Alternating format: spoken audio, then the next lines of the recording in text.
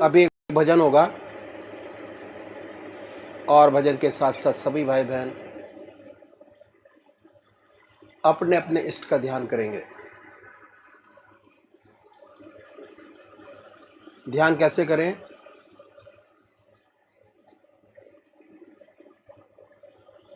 अखिल भारतीय संत मत सत्संग की तरीकत मैं आपके सामने रखता हूं।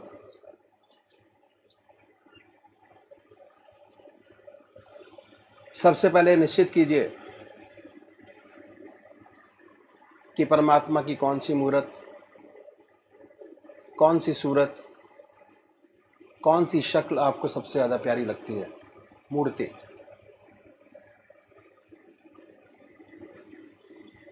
किसी से पूछने की ज़रूरत नहीं, अपनी आत्मा से प्रश्न कीजिए कि भगवान का वो स्वरूप जो आपको सबसे ज़्यादा प्यारा लगता है उसको चुनें।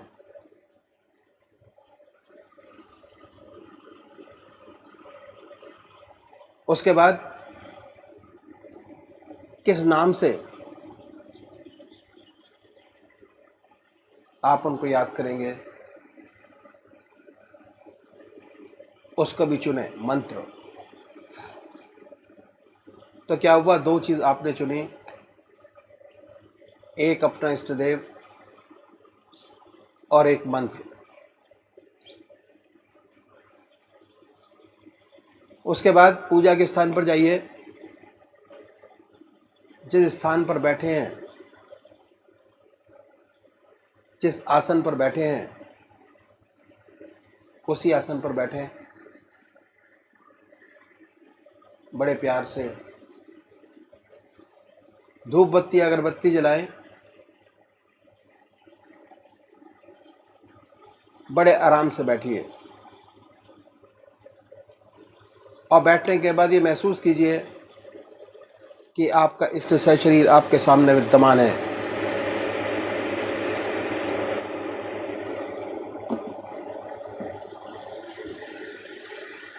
सशरीर भावना से अपने इष्ट को अपने सामने बनाएं। बड़ी बड़ी आंखें हैं, गोल चेहरा है, जटाएं हैं, सर्पों की माला है। ख्याल से बाय थॉट उसमें इतने लीन हो जाए कि जब तक आप ध्यान करते हैं तब तक और कोई विचार और ख्याल ना आए। पर आएगा, उन विचारों को हटाएं, फिर अपने इष्ट देव की मूर्त अपने सामने बनाएं। फिर हटाइए, अपने इष्ट देव की मूर्त अपने सामने बनाएं। जो मंत्र आपका है उसको उच्चारित होते सुनिए कि हमारे हृदय से हमारे इष्ट का नाम निकल रहा है और हम सुन रहे हैं। और जब तक ऐसा ना हो, बड़े प्यार से अपने इष्ट का नाम विद फुल फोर्स जिह्वा से ले सकते हैं। इतना फोर्स उस नाम में होना चाहिए कि ना कोई दूसरा विचार रहे ना ख्याल, उसमें तल्लीन हो जाए,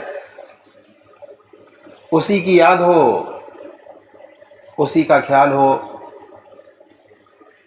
समर्पित भाव से बड़े प्यार से अपने इष्ट के नाम को ले। आधा घंटा सुबह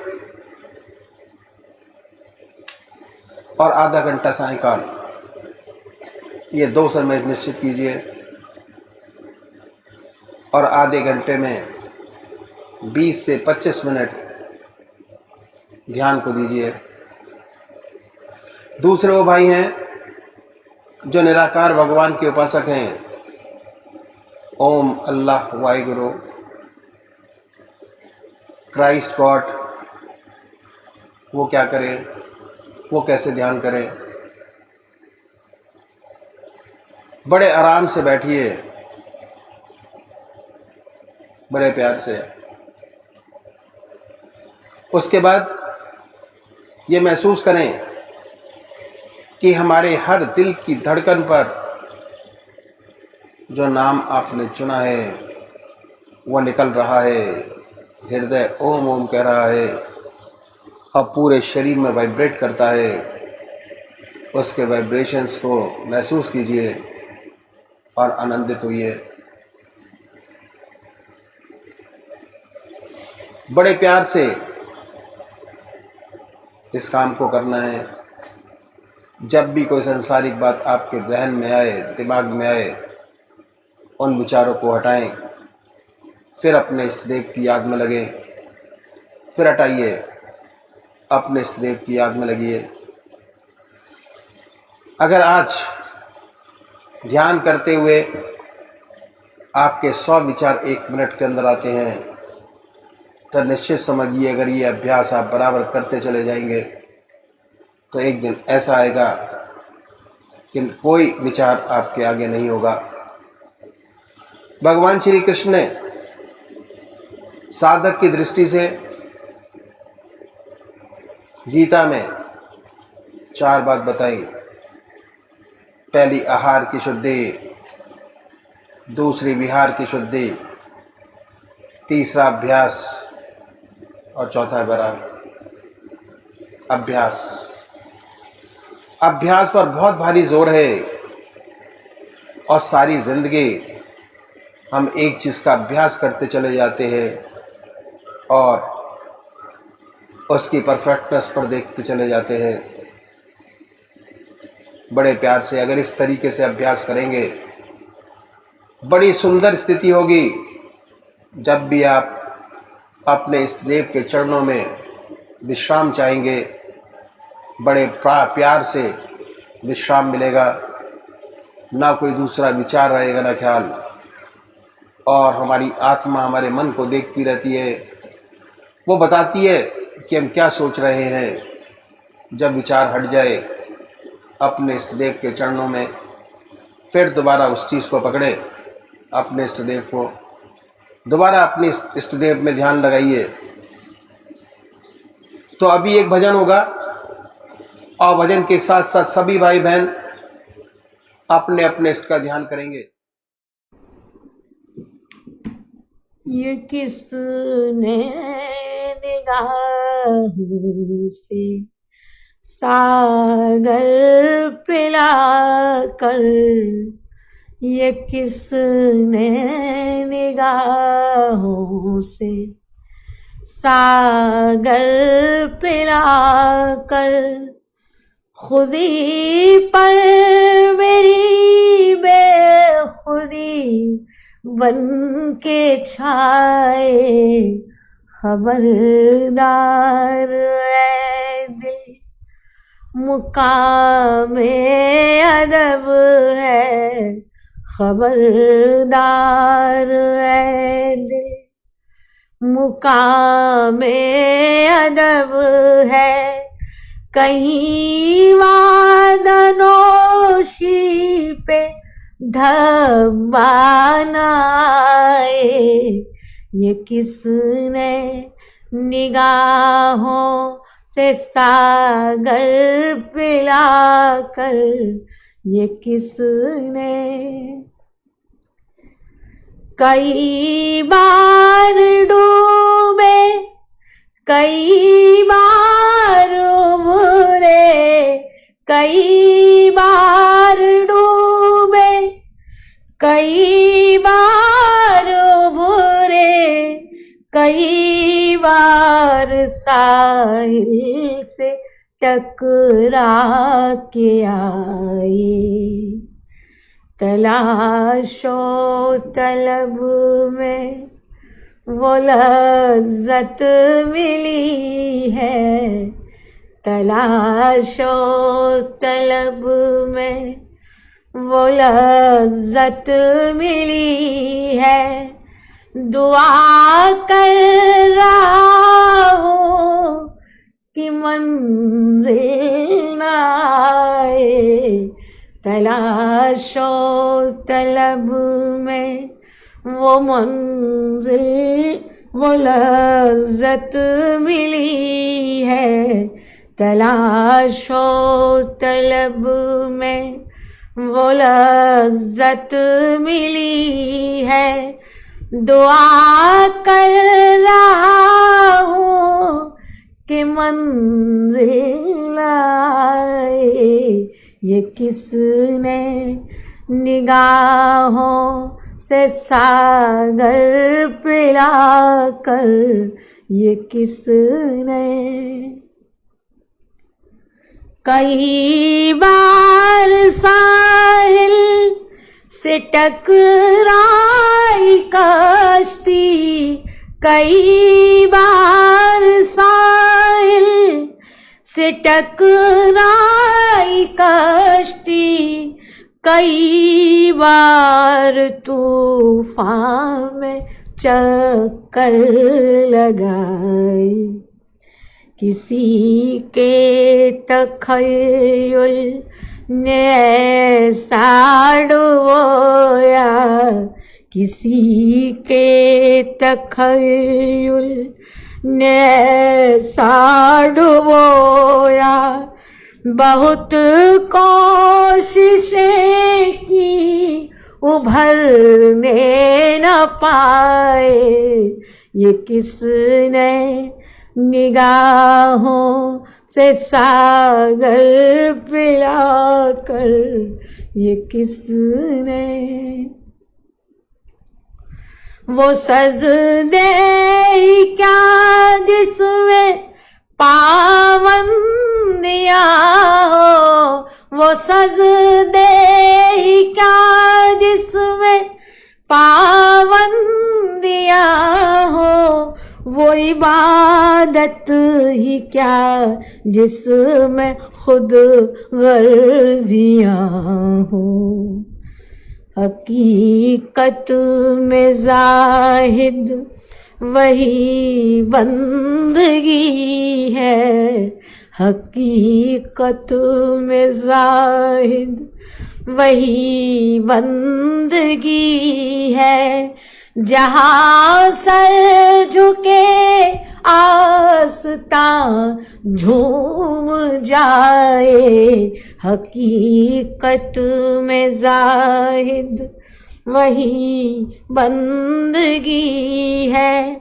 जहाँ सर झुके आस्तां झूम जाए, ये किसने निगाहों से सागर पिला कर, ये किसने। मोहब्बत में ऐसे भी लम्हात आए कि दिल रो दिया और हम मुस्कुराए। मोहब्बत में ऐसे भी लम्हात आए कि दिल रो दिया और हम मुस्कुराए। वही कामयाबे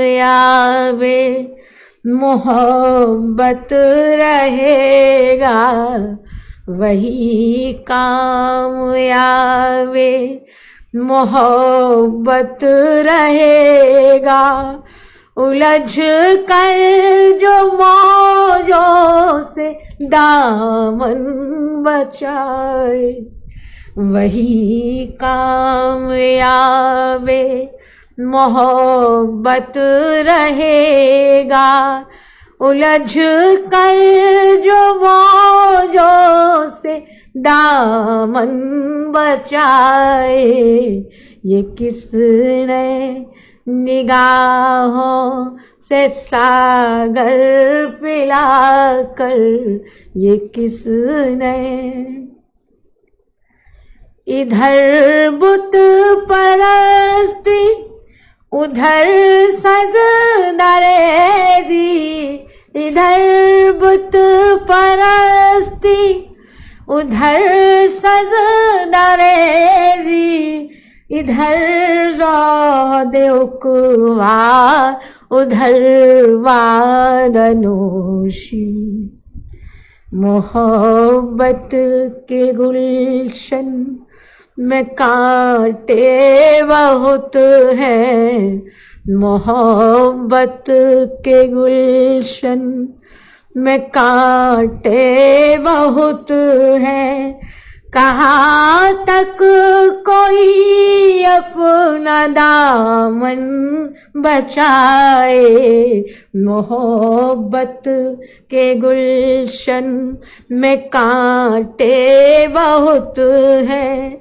कहाँ तक कोई अपना दामन बचाए, ये किसने निगाहों से सागर पिलाकर, ये किसने निगाहों से सागर पिलाकर, खुदी पर मेरी बेखुदी बन के छाए। खबरदार है दिल, मुकामे अदब है, खबरदार है दिल, मुकामे अदब है। कहीं वादनोशी पे धब्बा न आए, ये किसने निगाहों से सागर पिलाकर, ये किसने निगाहों से सागर पिलाकर, ये किसने।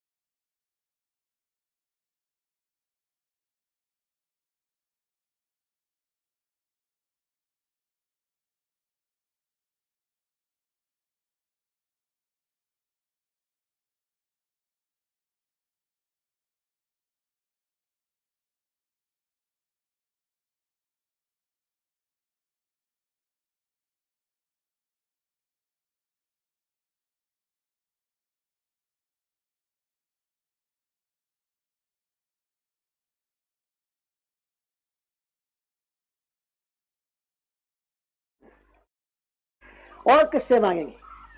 जो कुछ मांगना उस परमात्मा से मांगिए, सबसे बड़ा दाता तो वही है। अपने मन के जो भाव है उस प्रभु के सामने रखिए और उसके बाद ये ख्याल कीजिए कि वो शरीर आपके सामने विद्यमान है। वो तो सर्वव्यापक है, हर जगह मौजूद है। ऐसी कौन सी जगह जहां वो नहीं।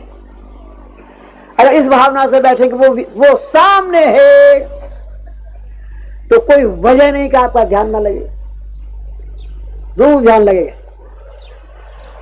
और जब बाहर बन जाए भावना तो उस पवित्र मूर्ति को हृदय में उतारिए, इतने प्यार से प्रेम से उतारिए कि वही वो रह जाए, ना दूसरा ख्याल है ना दूसरा विचार है। मेरा एम्फेसिस प्यार के ऊपर है, प्रेम। इतने प्यार और प्रेम के साथ उसे अपने हृदय में उतारिए, वही वो रह जाए, ना दूसरा विचार है ना दूसरा ख्याल है।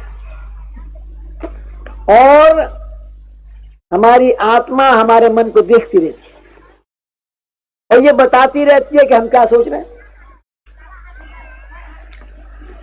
आत्मा बताती है कि मन लगाए नहीं लगाए, मन विचारों से खाली हुआ नहीं हुआ, ध्यान बनाए नहीं बनाए।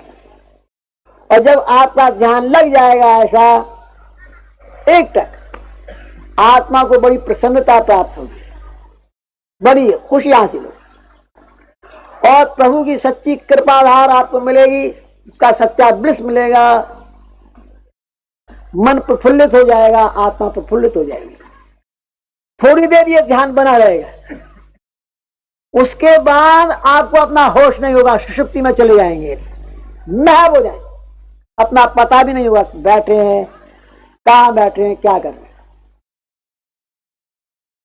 फिर जब चेतन अवस्था में लौटेंगे तो वही ध्यान होगा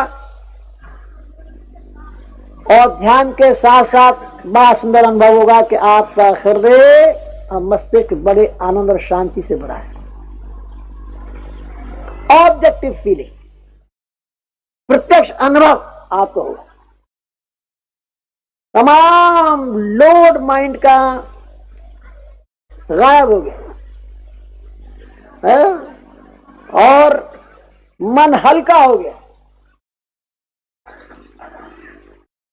काम करने के लिए एक बड़ी चुस्ती आपके शरीर में आ गई, एक विजन बड़ा पवित्र हो गया, बहुत सुंदर हो गया।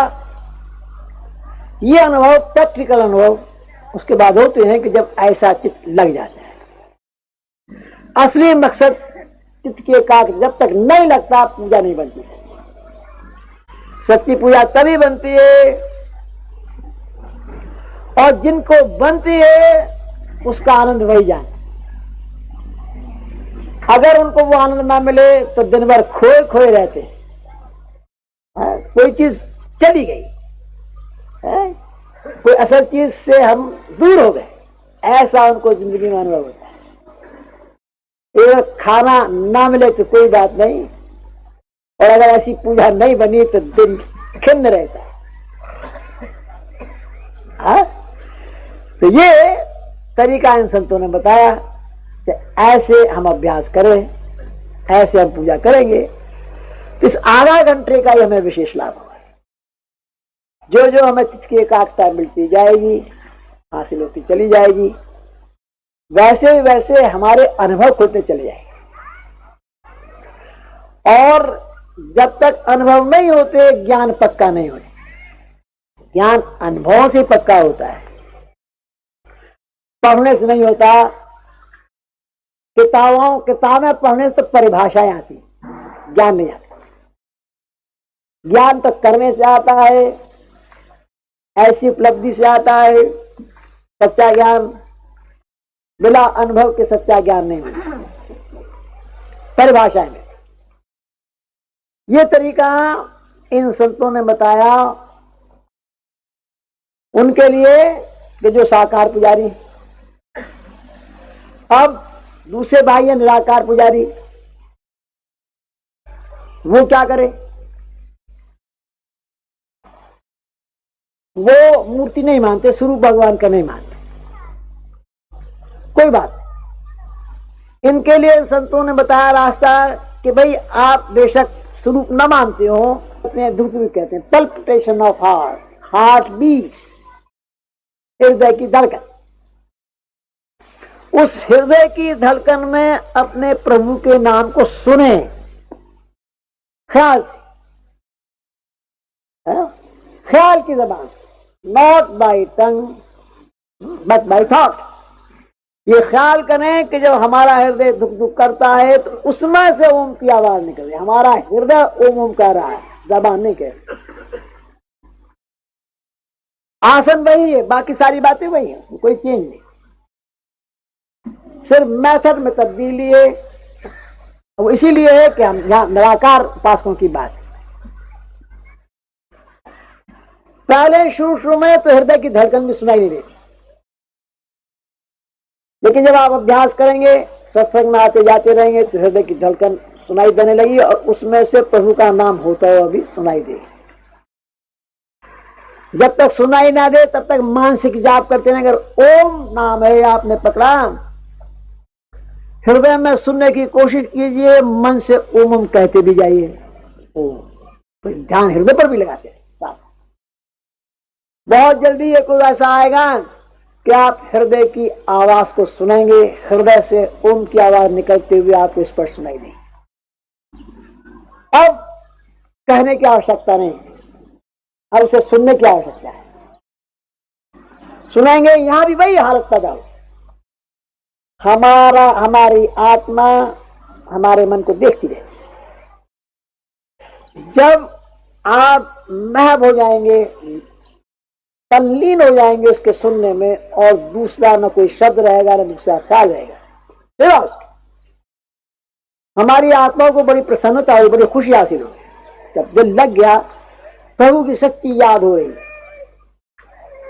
फिर हम सुषुप्ति में चले जाएंगे, अपना होश नहीं होगा, अपने आप से गायब होंगे,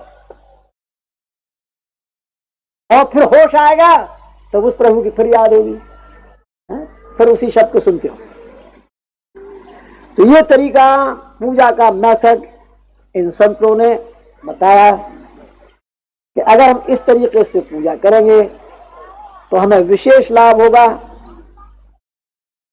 और ये आधा घंटा ही हमें, आधा घंटा सुबह आधा घंटा सायंकाली हमारे लिए बहुत लाभकारी सिद्ध होगा अगर हम इस प्रकार पूजा करें।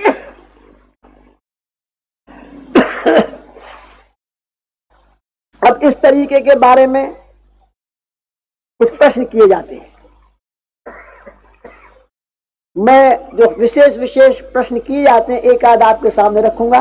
अगर कोई भाई और कुछ पूछना चाहेंगे तो पूछेंगे। सबसे बड़ा जो प्रश्न किया जाता है, जो इंटेलिजेंसिया बहुत पढ़े लिखे लोग करते हैं, और वो ये है कि आप ध्यान करने का तरीका बताते हैं। ऐसा मालूम होता है कि आपका जो रास्ता है ध्यान योग का है। बिल्कुल सच्ची बात है। ध्यान करने का तरीका बताते हैं तो ध्यान योग तो है ही। ध्यान योग कहे जो अथॉरिटी सबसे बड़ी पतंजलि महाराज के कहते हैं। पतंजलि महाराज ध्यान योग की अथॉरिटी है। और पतंजलि महाराज ने जहां ध्यान करने का तरीका बताया तो उन्होंने ये बताया है, सिद्धासन से बैठे साधक, उसका कुशा का आसन हो, पृथ्वी से 5 उंगल ऊंचा हो, कुशा बिछी हो, पवित्र वस्त्र हो, मृगशाला हो, फिर बैठे सिद्धासन से बैठे, नासिका के अग्रभाग को देखे, भाव के बीच में ध्यान लगाए। ये तरीका बताया पतंजलि महाराज। और गीता में भगवान कृष्ण ने भी ये तरीका बताया कि साधक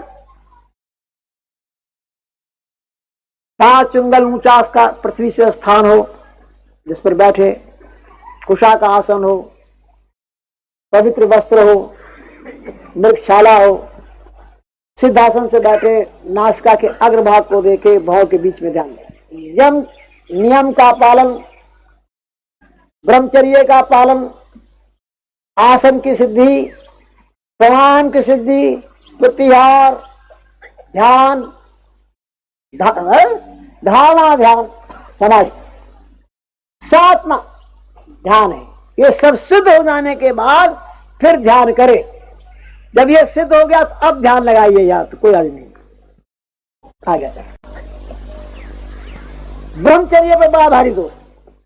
ब्रह्मचर्य ऐसे भगवान कृष्ण ने जहां ये अभ्यास करने का तरीका बताया है, उससे पहले ये कहा है कि ऐसा साधन माता पिता का ब्रह्मचर्य भी बड़ा ऊंचा रहा, वो इस अभ्यास को कर सके। तो अब हम अगर पढ़ के, गीता पढ़ के, पतंजलि योग को पढ़ के अभ्यास करने लगे और उसकी जो प्रीरिक्विजिट्स हैं उस पर ध्यान न दें तो फायदे की जगह नुकसान हासिल होगा। फ्लेक्सिबिलिटी होगी कि आप उस स्ट्रेन को बर्दाश्त कर लें और आपकी प्राणवायु मस्तिष्क में बैठ जाएगी, जो उसका आशय। जब अभ्यास किया जाता है इसीलिए किया जाता है कि हमारी प्राणवायु हमारे मस्तिष्क में ऊपर के चक्रों में बैठती चली जाए और बढ़ जाए। लेकिन अगर ब्रह्मचारी नहीं है तो क्या हुआ कि हमारी नर्व में वो फ्लेक्सिबिलिटी नहीं है, वो लोच नहीं है, तो नर्वस ब्रेकडाउन हो जाए। और अक्सर नर्वस ब्रेकडाउन के बहुत से केसेस ऐसे मिलते हैं कि जो किताबें पढ़ के या ऐसे ये अभ्यास करना प्रारंभ, किसी सुन के अभ्यास करना प्रारंभ, बिना गाइडेंस के अभ्यास करना प्रारंभ करते, क्योंकि हमारा रास्ता गृहस्थी का है, पूर्ण ब्रह्मचर्य का सवाल पैदा नहीं होता। इसलिए हमारे बुजुर्गों ने, हमारे सदगुरुओं ने कहा कि नहीं, हम हृदय से करेंगे, हृदय से अभ्यास करेंगे। अब हृदय में ध्यान कीजिए। जब आप हृदय की तरफ निगाह करेंगे तो आपकी निगाह नीचे है, हृदय की तरफ, मस्तिष्क पर कोई स्ट्रेन नहीं, कोई दबाव नहीं। और ये खास तौर से बताया जाता है कि भाई ध्यान में कभी स्ट्रेन नहीं करना चाहिए। आनंदमय अवस्था बना के बैठिए, ये सोच के बैठिए कि प्रभु मैं तेरे चरणों में विश्राम चाहता हूं, शांति चाहता हूं, तेरे चरणों में मैं विश्राम चाहता हूं।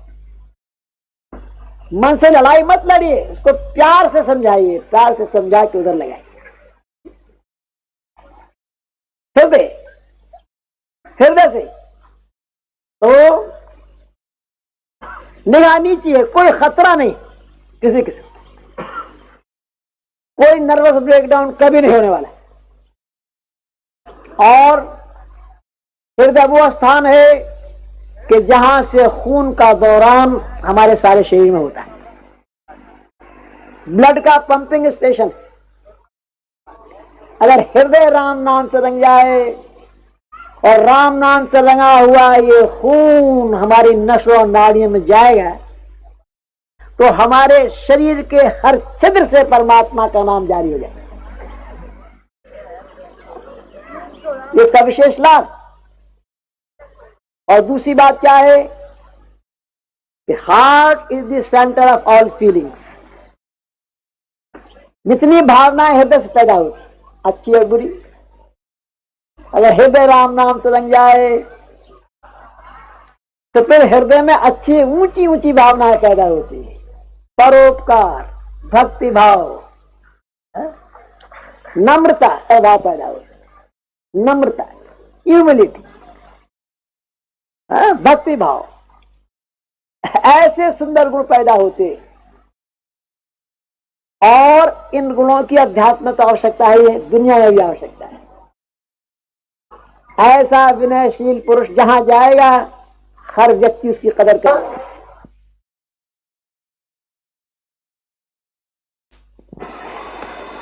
परमात्मा